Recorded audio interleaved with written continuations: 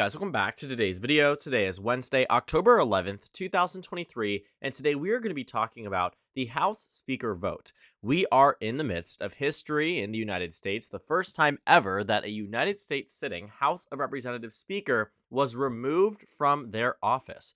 After Democrats joined with Republicans to oust Kevin McCarthy as the Speaker of the House of Representatives, we have now a difficult decision for the GOP to make, which is who is going to be the next House Speaker. Now, as of right now, quite literally in the exact moment, the House Speaker vote is actually taking place within, behind closed doors on a secret ballot between two top candidates. Number one being Representative Jim Jordan and Representative Steve Scalise. Representative Jim Jordan is hailed from the state of Ohio, and Steve Scalise comes from the state of Louisiana, both of which have made names for themselves in modern-day American politics because of their outspokenness on the Republican side. Steve Scalise much more closely associated with Kevin McCarthy and the more center, more moderate members of the GOP, and Jim Jordan, who is best known for his association with the Republican Party on the Make America Great Again wing. Someone that Democrats have used as points of attacks against the mainstream GOP, and in some cases is viewed as the less electable representative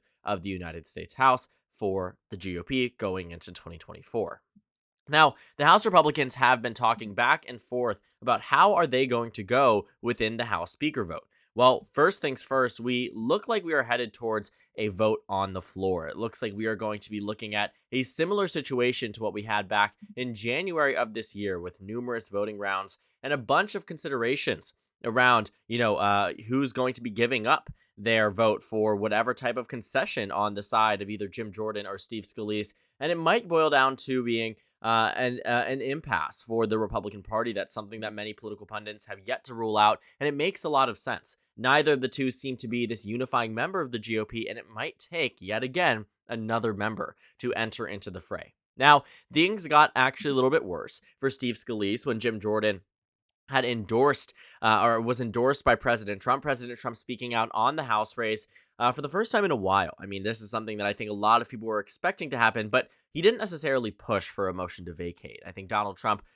stood out of the race for as long as he could have, but in the decision between Jim Jordan and Steve Scalise, Jim Jordan has been much more loyal to the former president for sure. I think that there is a lot of consideration here too. Who is more Trump-like? Who is more associated with the Make America Great Again wing of the Republican Party? And like I said, none closer than Jim Jordan, who even through multiple votes in the first, second, and third round received double digits in terms of support from his Republican colleagues. Kevin McCarthy was unable to get to the overall majority until the 15th round of voting in the speakership, and then ultimately was ousted just later that year, which is why we have this speaker vote in the first place.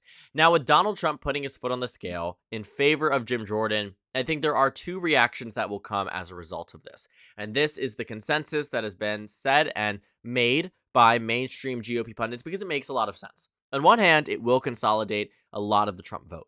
Even though this is a secret ballot, a lot of the representatives like Marjorie Taylor Greene and other candidates along those line of the aisle are very loyal to the former president. Even when no one's looking, they are loyal to Donald Trump. And I think a lot of them will reward Jim Jordan for being able to get this endorsement. But I do think there is also the possibility that many of these Republicans push away from Jim Jordan, right? It's almost as if Donald Trump was revealing who he thought would be the worst choice for House Speaker. And what I mean by that is if you look back at election results over the past couple of years, most notably in 2022 when Republicans failed to win back control of the U.S. Senate, Democrats actually gained seats here. And then in the House of Representatives, Kevin McCarthy was touting 50 to 60 seats in terms of pickups, only won 10 seats, a record low gain for the Republican Party in midterm elections, and a record low number for a Democratic incumbent in terms of overall House election support. So looking at the House of Representatives right now, Republicans do have control, but not exactly by a wide margin. And while those on the further right like to blame Kevin McCarthy and blame the more moderate rhinos, as they would put it, in the Biden districts, they are not the ones to blame. We know unequivocally that Donald Trump's influence on the primary was very real. His impact on the Republican electorate as to who they nominated for the general election was quite substantial. And many of those candidates went on to lose. You take a look at the toss-up column and you can see races that Donald Trump himself directly meddled in. For instance, in Michigan's 7th District, you found here that Elisa Slotkin probably should have been in a much more competitive race had she not ran against a candidate that was perceived and taken as Trumpian, as Make America Great Again. And right, those are the things you have to take in mind as well. When you take a look at some of the other races on the Democratic side too, Hillary Schultzen defeated John Gibbs. This was a Republican district, right? Democrats won here by 13. Why did they win here by 13? Because Donald Trump chose the wrong candidate. Washington's 3rd district, where the Democrat, according to 538, had less than a 1% chance of victory. Joe Kent, who was endorsed by Donald Trump, getting out Jamie Herrera Butler. You can see that nomination, that victory, or actually, I don't know entirely, what we will see in future elections, but I do think in the immediate, in 2024, considering Joe Kent is running again, we will see a very similar reaction, where the candidates that are associated with Donald Trump, that have been propped up by him and members of his administration, if not necessarily him, because I say this in full honesty, if you're getting endorsement from Donald Trump Jr., Mike Pompeo, those type of people, you practically have the Trump endorsement and you have the name to put it to, but, enough on that for right now. Democrats won in many of these competitive races. So what I think Republicans see with this Jim Jordan endorsement is, wait a second, we're getting a glimpse as to who Donald Trump would like to campaign with, who Donald Trump would like to associate with House Republicans in 2024. And as they saw in 2022, that is far from a winning strategy. So I look at this and say, okay, in a few hours, we might know the outcome of who's going to be nominated on the speakership ballot. That's important. That matters to me. But I also think what Republicans, are also going to reveal to us here is whether or not they are able to make a conscious decision around who they want representing their party. On one hand, I think Steve Scalise, with his argument as to why he should be, or I guess this is just now, 13 minutes ago, applause heard inside of the meeting. So again, closed doors, they can only really speculate from what they hear on the outside. But what they want for their party, what they see, and what they ultimately want to portray to the American public. I mean, Steve Scalise, I think, is a well-respected member of Congress by many. I think he's a well-recognized name. I don't think he has as much political baggage as people might suggest. But Jim Jordan, on the other hand, simply does not. He's much more controversial. I think he's much more recognizable as well, and has been much more vocal, again, in favor of Donald Trump and that wing of the Republican Party, and not necessarily in a positive way. So what they will be presenting to the American public is, one, can they find, a conclusion here that is beneficial for their party, but also represents them adequately on the national level. Sure, maybe Jim Jordan might be better at whipping votes, but Steve Scalise will be better. And Steve Scalise, honestly, I think objectively has a better fundraising record, has more experience in leadership, has more experience in cooperating with the majority of the Republican Party. There are reasons that I think Steve Scalise might win this nomination, why I think that he will win this nomination. But I don't imagine that will go down easy when it comes down to the House vote. Because putting up someone like Jim Jordan, getting the endorsement from Donald Trump, you will still find voters that will hold out, right? You will still find yourself in a similar situation here where there are candidates who say, I'm with Donald Trump to the end, and I don't want Steve Scalise as speaker. He's an extension of Kevin McCarthy. Those are the arguments that very much will be made. And so now everyone's here trying to figure out, where does McCarthy align? Where does this block of the aisle align? Why is it that some centrist Republicans are backing Jim Jordan? For instance, members that were very close, freshman representatives. I believe there is one from Indiana, a newly elected congresswoman, very close to Kevin McCarthy, very much associated with the center right, introduced Jim Jordan to members of the Republican Party.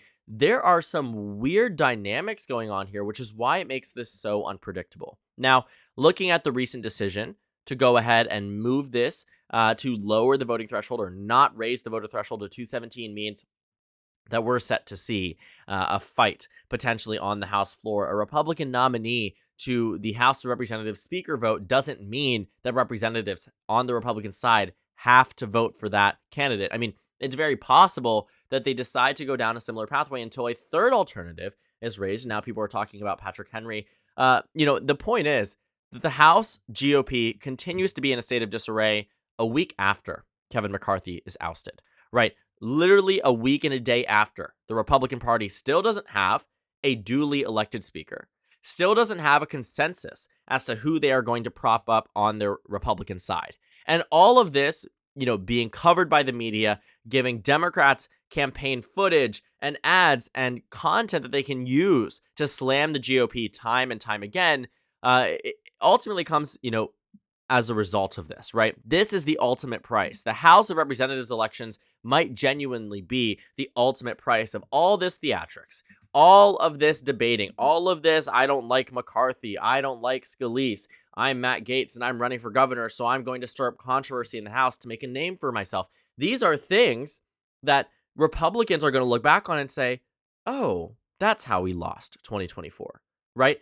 That's what they're going to look on, because looking at the map, looking at the pundit ratings, I would not be surprised if Democrats, in fact, had a higher majority after 2024 than what they have had in 2020. And that's also because they are running alongside a candidate who probably is one of the few Republicans who could lose to President Biden, because he already has. This isn't to say that Donald Trump can't win. He can. But this is to say that he's probably on the weaker side, right? Joe Biden as a candidate himself is not super strong. You look at his approval ratings. You look at the position on the economy by the American public. You look at the direction of the country polls. You look at everything else. You look at all the Democrats outrunning him in these battleground states. Joe Biden on his own is not some type of electoral juggernaut for 2024, even though there is an argument to be made that he is the most electable Democrat right now, considering he's the incumbent. But that isn't saying much for the modern day Democratic Party. But what it is to say on the GOP side is that it's reversed, right? They're technical, and you should see me right now, I'm doing air quotes, incumbent Donald Trump is probably one of the weaker, if not the weakest,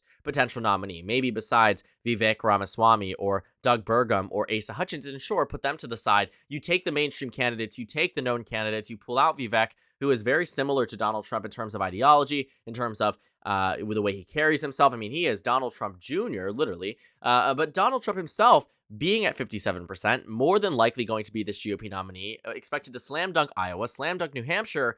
We're going to see that if he is running alongside Jim Jordan, a dip in national support, because Jim Jordan is Donald Trump for the House, right? That is what Donald Trump is trying to get at by making him House Speaker, why he's endorsing him, because he's ultimately saying, I want somebody like myself in that position. Maybe Donald Trump doesn't want it. I think obviously he wants to be president, so he's not going to go for House Speaker. If he was checked out with the speakership or with the House, with the presidential election, I'm sure he would go for the House speakership. But that isn't happening right now. And so what I think, the Republicans are going to be smart about this. I think they are going to choose Steve Scalise. I think they're going to nominate him behind closed doors, but I don't know if it's going to make it all the way through, right? I don't know if Steve Scalise will actually be sworn in as speaker, and because the rules are written in a way that they refuse to do anything in changing the motion to vacate, because I think they still want this procedure in place. When Nancy Pelosi was in office, the House Democrats removed the motion to vacate. Why did they do that? Because they had a very narrow House majority. They knew that there was a possibility. Many Democrats refused to vote for Nancy Pelosi. In 2018 especially, she got around 218 votes in the House, despite 235 House Democrats. So there was a substantial amount of Democrats in 2018, which they kept in mind for 2020, that a motion to vacate genuinely could arise. So they removed it from the House rules, but Republicans refused to. And I can very well imagine that they will refuse to yet again, because they don't want to remove, have no process of removing Steve Scalise. They don't want to draw up the barrier for entry, because this is a bargaining tool for candidates, for representatives like Matt Gaetz. This is a bargaining tool for those who decided to oust Kevin McCarthy in the first place. I mean, that is where we're at, and it makes a lot of sense. Now, the vote to vacate, like I said, only 8 Republicans joined the ranks, but because the majority is so slim, I'm not confident that the Democratic Party or the Republican Party will make much headway between each other, right? I don't think the Democrats are going to put up anyone besides Hakeem Jeffries. I don't imagine any House Democrats are going to join the ranks of the Republicans. So we're going to be in for a bit of a fight here, unless there's some type of surprise unification around Steve Scalise and Jim Jordan removes himself, or for Jim Jordan and Steve Scalise removes himself. But there's also candidates, right? There's also representatives who will nominate people who don't even want to be there in the first place. For instance, when Donald Trump was nominated, I don't think that was cleared by him, right? I don't think anyone called him up and said, I'm going to make you speaker, because that's not what Donald Trump wanted, right? When you see these votes for Lee Zeldin, why was that? Because he had an impressive campaign performance against Kathy Hochul, and now he's, running elections for the national GOP. That's why his name came to mind. That's why he was nominated for House Speaker, right? Same thing can be said with Byron Donalds in that first vote. Andy Biggs, Jim Jordan, these are people that are being propped up by members of their party, because they view them as a better alternative to someone who's more mainstream, like Kevin McCarthy, and in this case, maybe like Steve Scalise, like Jim Jordan. All to say, we are in this state of disarray.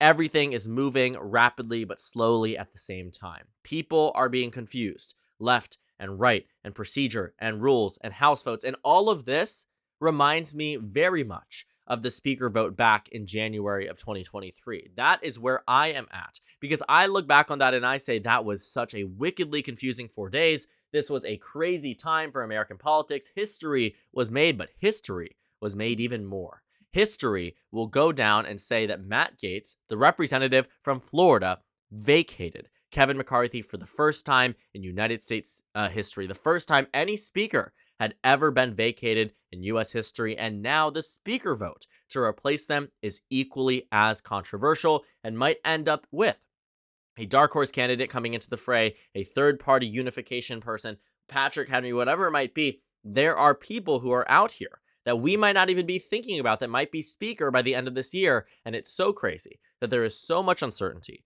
There is so little knowledge that we know as American citizens. Even journalists that are in Capitol Hill are reporting there was applause heard behind the door because they aren't allowed in these meetings. So much surrounds the votes, so much surrounds who's going to be speaker, and it's a lot of drama, and it's a lot of negative press for the mainstream GOP. And I do believe it will be something that voters will care about in 2022. If Democrats are able to spin this narrative correctly, the Republican Party presently and currently looks dysfunctional, feels dysfunctional, might be dysfunctional in the House of Representatives. The question is, for the sake of their electability, can they recover in time for 2024, or will they lose alongside the same ballot that Donald Trump is at the top of the ticket? So thank you guys so much for watching this video. Make sure to comment down suggestions below. Subscribe on the left if you haven't already, and check out the Instagram and Twitter. At the bottom left of the screen, there's also a Discord server for you to go ahead and join. On the screen, there's a video you can watch, and then a playlist for my 2024 House election analysis videos. Again, thank you guys so much for watching, and I will see you all later today.